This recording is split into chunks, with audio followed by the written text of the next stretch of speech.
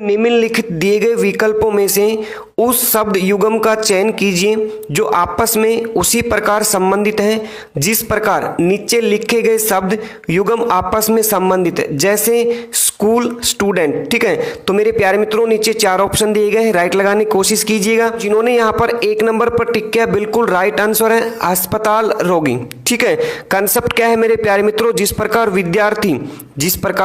विद्यार्थी पढ़ने के लिए स्कूल जाते हैं, ठीक है, विद्यार्थी पढ़ने के लिए स्कूल जाते हैं, उसी प्रकार से रोगी उपचार के लिए कहाँ जाते हैं, अस्पताल के अंदर। ठीक है, तो राइट आंसर आपका ए। चलिए नेक्स्ट प्रश्न लगाने की कोशिश कीजिएगा। जिस प्रकार एक्सीडेंट का संबंध इस शब्द से है उसी प्रकार का संबंध पैसेंजर का निम्न में से रहेगा।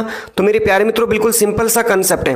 कंसेप्ट क्या है वो देखिए, एक्सीडेंट के अंदर जो अक्षर है इन सभी को यहाँ पे पलटा हुआ है। देखिए सबसे पहले टी, एन, ई, डी, आई, डबल सी आपका और लास्ट में ए। ठीक है, जो एक्सीडेंट में अक्षर है इनको लास्ट से लिखा हुआ है, तो इसी प्रकार आपके पास पैसेंजर का लास्ट अक्षर क्या है, आर। ठीक है, इसके बाद आपका ई, इसके बाद आपका जी, इसके बाद एन, इसके बाद आपका ई, इसके बाद आपके डबल एस, इसके बाद आपका ए और इसके बाद आपका पी। तो राइट आंसर आपका बी। उम्मीद करते कंसेप्ट क्लियर है। चलिए नेक्स्ट प्रश्न लगाने की कोशिश कीजिएगा। मोस्ट इंपोर्टेंट प्रश्न आपके सामने है।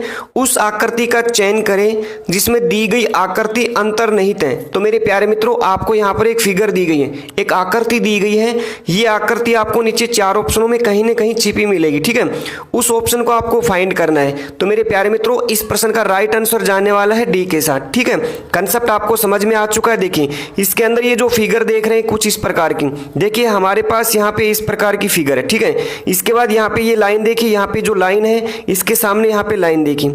ठीक है, मतलब ये जो फिगर आप देख पा रहे हैं ये फिगर किसके अंदर छिपी हुई है, डी ऑप्शन के अंदर। तो उम्मीद करते हैं मेरे प्यारे मित्रों कंसेप्ट आपका क्लियर हो चुका है। ठीक है, ये जैसी आकृति है ऐसी आकृति देखने की कोशिश कीजिए डी के अंदर। ठीक है, चलिए नेक्स्ट प्रश्न लगाने की कोशिश कीजिएगा। कवि का परिचय देते हुए वीणा ने कहा, ठीक है, किसने कहा, वीणा ने कहा। किसका परिचय देते हुए, कवि का। तो इसके सामने हम कवि रखेंगे। ठीक है, आगे देखिए, वह मेरे पति, वीणा के पति की बात है तो इसके सामने इसके पति रखेंगे। ठीक है, वह मेरे पति के पत्नी स्वयं हो गई वीणा, के पुत्र, तो इसका पुत्र मतलब इसका पुत्र नीचे रखेंगे इस प्रकार से हम। ठीक है, पुत्र की बहन है, ये जो कवि है ये वीणा के जो पुत्र है इसकी कौन है, ये बहन है। इसका मतलब कवि किसकी बेटी है, वीणा की बेटी है। ठीक है, आगे देखिए, वीणा कवि से कैसे संबंधित है। ये जो वीणा है ये इस कवि से किस प्रकार संबंधित है, वीणा की क्या है, बेटी। इसका मतलब वीणा कवि की कौन है, माँ। तो ऑप्शन राइट कौन सा आपका, सी बिल्कुल राइट है। ठीक है, चलिए नेक्स्ट प्रश्न लगाने की कोशिश कीजिएगा। मोस्ट इंपोर्टेंट प्रश्न आपके सामने है। नीचे दिए गए समीकरणों को सही करने के लिए किन 2 चिन्हों को आपस में बदलना चाहिए। तो मेरे प्यारे मित्रों आपको यहाँ पे एक समीकरण दिया गया है। ठीक है, नीचे 4 ऑप्शन है, राइट लगाने की कोशिश कीजिएगा। किन 2 चिन्हों को आपस में बदलें जिसके कारण हमारा समीकरण बिल्कुल राइट हो जाए। तो हमारा ए ऑप्शन चेक करने की कोशिश कीजिए, डिवाइड को मल्टीप्लाई से। इसका मतलब ये है मेरे प्यारे मित्रों जहां पे डिवाइड है वहां पे आप मल्टीप्लाई करेंगे। ठीक है, और जहां पे मल्टीप्लाई है वहां पे आप डिवाइड करेंगे। कीजिए आप इसको सोल्व। देखिए सबसे पहले 25 को अगर 25 से डिवाइड करेंगे कितने नंबर प्राप्त होंगे हमें, 1। ठीक है, इसके बाद 20 को 20 से मल्टीप्लाई करेंगे कितने नंबर प्राप्त होंगे हमें, 400 नंबर। ठीक है, इसके आगे देखने की कोशिश कीजिए, प्लस हमारे पास कितने हैं, 20 यानी 20। इसके बाद माइनस हमारे पास कितना है, 1। 25 को 25 से डिवाइड करेंगे हमारे पास 1। ठीक है, और इक्वल टू कितने नंबर है हमारे पास, 419 नंबर। ठीक है, अब इससे आगे देखने की कोशिश कीजिए, 400 और 20 इसको अगर प्लस करेंगे कितने नंबर प्राप्त होंगे हमें, 420। माइनस का 1 है और इक्वल टू कितना नंबर हमारे पास, 419। 420 में से अगर 1 माइनस करेंगे कितने नंबर प्राप्त होंगे, 419 और इक्वल टू भी कितने नंबर हमारे पास, 419। इसका मतलब हमारा राइट आंसर कौन सा जाने वाला है, ए नंबर। ठीक है, ए में जो चिन्ह दिए गए हैं अगर इनको चेंज करेंगे तो हमारा समीकरण बिल्कुल राइट होने वाला है। उम्मीद करते हैं कंसेप्ट क्लियर है। चलिए नेक्स्ट प्रश्न लगाने की कोशिश कीजिएगा। मोस्ट इंपोर्टेंट प्रश्न आपके सामने है। निम्नलिखित 4 अक्षरों में से तीन अक्षर किसी प्रकार से एक समान है और एक असमान है, उस असमान अक्षर का चयन कीजिए। तो मेरे प्यारे मित्रों, इस प्रश्न का राइट आंसर जाने वाला है बी। ठीक है, जो आपका यहाँ पे वी लिखा हुआ है असमान रहने वाला है।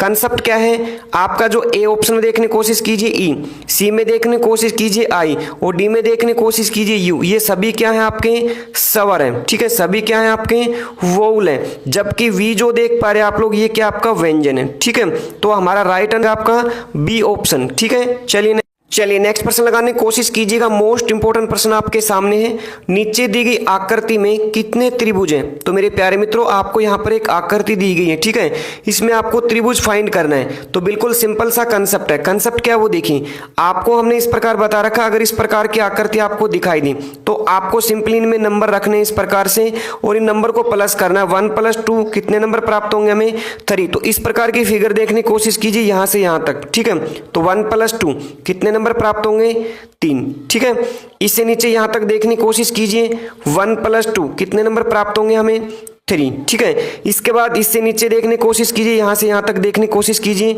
1 + 2 कितने नंबर प्राप्त होंगे हमें 3। ठीक है, इसके बाद देखने की कोशिश कीजिए 1 2 3 और 4 त्रिभुज हमारे पास ये हैं। ठीक है, तो 9 और 4 कितने नंबर प्राप्त हो गए हमें 13 त्रिभुज। ठीक है, यहां तक किसी को दिक्कत नहीं। ठीक है, अब इससे आगे देखने की कोशिश कीजिए, एक हमारे पास यहां से दाईं साइड। ठीक है, इन सभी को प्लस करेंगे तो एक हमारे पास दाईं साइड बनने वाली है और एक हमारे पास ये बाईं साइड। तो 2 प्लस और करेंगे इसके अंदर तो कितने नंबर प्राप्त होंगे हमें 15 नंबर। किस ऑप्शन में देख पा रहे हैं आप लोग ए। तो ए हमारा क्या बिल्कुल राइट आंसर। उम्मीद करते हैं कंसेप्ट क्लियर है। चलिए नेक्स्ट प्रश्न लगाने की कोशिश कीजिएगा। मोस्ट इंपोर्टेंट प्रश्न आपके सामने है, आपको यहाँ पर एक सीरीज दी गई है। ठीक है, इस सीरीज को आपको कंप्लीट करना है। तो बिल्कुल सिंपल सा कंसेप्ट है। कंसेप्ट क्या वो देखिए, सबसे पहले हमारा 0, तो इसमें लिखा हुआ है इसमें 1 का क्यूब -1 कितने नंबर प्राप्त होंगे हमें 0। इसके बाद सेकंड नंबर हमारे पास 7, तो 7 हम कैसे प्राप्त कर सकते हैं 2 का क्यूब -1 कितने नंबर प्राप्त होंगे हमें 7। ठीक है, इसी प्रकार का कंसेप्ट सेम अप्लाई है। देखिए 26 नंबर क्या आपका 3 का क्यूब। ठीक है, 3 का क्यूब -1 3 का क्यूब 27 और -1 करेंगे कितने नंबर प्राप्त होंगे 26। इससे नेक्स्ट नंबर 64 किसका क्यूब आपका 4 का क्यूब -1। ठीक है, 4 का क्यूब 64 -1 63। नेक्स्ट 5 का क्यूब -1। ठीक है, नेक्स्ट नंबर 6 का क्यूब -1। नेक्स्ट 7 का क्यूब -1। नेक्स्ट 8 का क्यूब -1 और नेक्स्ट आपका कितने का क्यूब है 9 का क्यूब -1। ठीक है, तो इससे नेक्स्ट नंबर हमें प्राप्त करना है। तो कितने का क्यूब 10 का क्यूब -1 तो कितने नंबर प्राप्त होंगे हमें 999। ठीक है, किस ऑप्शन में देख पा रहे हैं आप लोग सी। तो सी क्या हमारा बिल्कुल राइट आंसर रहेगा। ठीक है, उम्मीद करते हैं कंसेप्ट क्लियर है। कंसेप्ट बिल्कुल सिंपल है मेरे प्यारे मित्रों। पहली जो संख्या दी गई है इसमें क्या आपका 1 का क्यूब -1, सेकंड में 2 का क्यूब माइनस आपका 3 का क्यूब -3, इस प्रकार कंटिन्यू सीरीज चली हुई है। तो लास्ट हम 10 का क्यूब -1 करेंगे कितने नंबर प्राप्त होंगे 999। ठीक है, चलिए नेक्स्ट प्रश्न लगाने की कोशिश कीजिएगा। मोस्ट इंपोर्टेंट प्रश्न आपके सामने है, दी गई श्रेणियों के बीच सर्वश्रेष्ठ संबंध को दर्शाने वाले वेन आरेख का चयन कीजिए, फल, सब्जी और सेब। तो मेरे प्यारे मित्रों नीचे 4 ऑप्शन दिए गए, राइट लगाने की कोशिश कीजिएगा। तो जिन्होंने बी पर टिक किया बिल्कुल राइट आंसर आपका बी। ठीक है, कंसेप्ट क्या वो देखिए, सबसे पहले हमारे सेब, अंदर हम सेब को रखेंगे। ठीक है, सभी सेब हमारे क्या है फल, तो जस्ट इसके बाहर एक बराबर तो होगा, ये सभी क्या आपके फल है। ठीक है, और सब्जी क्या है इनसे बिल्कुल अलग, तो एक डायग्राम हम लिखेंगे इस प्रकार सब्जी। ठीक है, तो राइट आंसर आपका बी। चलिए नेक्स्ट प्रश्न लगाने की कोशिश कीजिएगा। नीचे दी गई आकृति श्रृंखला में आने वाली अगली आकृति का चयन कीजिए। तो मेरे प्यारे मित्रों इससे नेक्स्ट आकृति को हमें फाइंड करना है। ठीक है, तो राइट आंसर आपका रहेगा इसके अंदर डी, बिल्कुल राइट आंसर है डी। कंसेप्ट क्या वो देखिए, सबसे पहले बॉक्स में देखने की कोशिश कीजिए, आपकी जो आकृति है जो एरो है इस प्रकार से। ठीक है, सेकंड बॉक्स में देखने की कोशिश कीजिए, जो एरो आपकी यहाँ पे है, तो इन दोनों में परिवर्तन क्या है। तो मेरे प्यारे मित्रों आपकी जो ये एरो है यहां से चलकर यहां पर पहुंचने का रीजन है 2 स्थान क्लॉकवाइज। ठीक है, कितने स्थान 2 स्थान क्लॉकवाइज, यानी कि घड़ी की सुई की दिशा में चली हुई है। ठीक है, नेक्स्ट में देखने की कोशिश कीजिए, आपकी एरो यहां है और नेक्स्ट बॉक्स में आपकी एरो यहां, इसका मतलब 3 स्थान आपकी क्लॉकवाइज है। नेक्स्ट में देखने की कोशिश कीजिए, आपकी एरो यहां और यहां से चलकर आपकी यहां पहुंची, इसका मतलब 2 स्थान आपकी क्लॉकवाइज। नेक्स्ट में देखने की कोशिश कीजिए, आपकी एरो यहां से चलकर यहां पर, इसका मतलब 3 3 स्थान क्लॉकवाइज। ठीक है, अब इससे नेक्स्ट नंबर हमें प्राप्त करना है। इसका मतलब हमारी जो ये आकृति आप देख रहे हैं, जो एरो देख रहे हैं, ये कितने स्थान चलेगी आपकी? 2 स्थान क्लॉकवाइज। ठीक है, तो आपकी एरो यहां से चलकर कहां पर पहुंच जाएगी? यहां पर। तो आपका राइट आंसर कौन सा रहेगा? आपका डी। उम्मीद करते हैं कंसेप्ट क्लियर है। कंसेप्ट बिल्कुल सिंपल है मेरे प्यारे मित्रों। सबसे पहले इसमें 2 स्थान क्लॉकवाइज, ठीक है, फिर आपका 3 स्थान, फिर आपका 2 स्थान, फिर 3 स्थान, इस प्रकार कंडीशन इसमें चली हुई है। ठीक है, तो राइट आंसर रहेगा आपका डी। उम्मीद करते हैं कंसेप्ट क्लियर है। चलिए नेक्स्ट प्रश्न लगाने की कोशिश कीजिएगा। यदि आप 1 से 99 तक की सभी संख्याओं को लिखते हैं तो संख्या 7 को कितनी बार लिखेंगे?